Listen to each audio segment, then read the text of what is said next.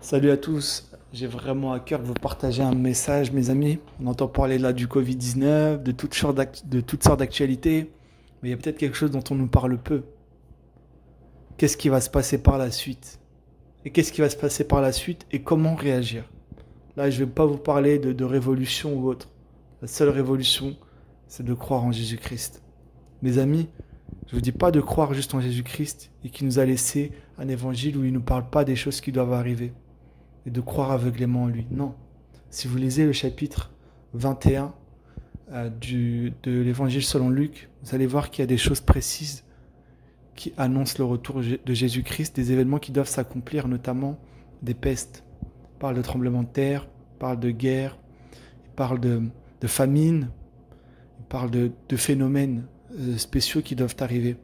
L'Apocalypse parle de l'émergence d'un faux prophète, de l'Antichrist, comparé il a l'image d'une bête. Il fera décapiter les chrétiens, il sera mis à mort, il fera des grands miracles, il va séduire beaucoup de monde. Mais ces choses-là, elles vont arriver, mes amis, c'est certain. Donc il est temps, nous, de se tourner vers Dieu, mes amis. Là, c'est un temps de grâce, on va dire, les chrétiens le disent, mais moi, je vous dis juste, tournez-vous vers Dieu. Repentez-vous. Repentir, ça veut dire quoi? Ça veut dire juste se tourner vers Dieu. Il est temps de donner sa vie à Dieu, de donner sa vie à Christ, d'accepter son sacrifice en tout cas, d'accepter le sacrifice de Jésus-Christ. Il est mort pour que toi et moi, nous puissions aller au ciel. Il a porté toutes nos fautes, lui qui n'a jamais commis aucun péché. Il est mort pour que nous puissions aller au ciel auprès de Dieu. Par amour, c'est sa miséricorde, c'est sa grâce. Il a fait retomber sur lui tous nos péchés pour qu'on puisse avoir la vie éternelle. C'est ça l'amour. C'est ça l'amour. C'est ça le message de l'évangile. Et un verset est connu aussi dans le monde des chrétiens, c'est chapitre 3, verset 16, l'évangile selon Jean. C'est car Dieu a tellement aimé le monde qu'il a donné son Fils unique, Jésus-Christ, afin que quiconque croit en lui ne meure pas, mais qu'il ait la vie éternelle. Alors mes amis, il est temps de se repentir, de se tourner vers Dieu, d'avoir la vie éternelle en Jésus-Christ. Il a porté nos fautes. Il nous aime. Il nous aime. Donc mes amis, tournez-vous vers le Seigneur. Il nous aime. Il a annoncé des choses qui vont venir. Il a annoncé des choses. Mais nous, qu'est-ce qui est plus important? C'est de se réconcilier avec Dieu maintenant. C'est pas une révolution.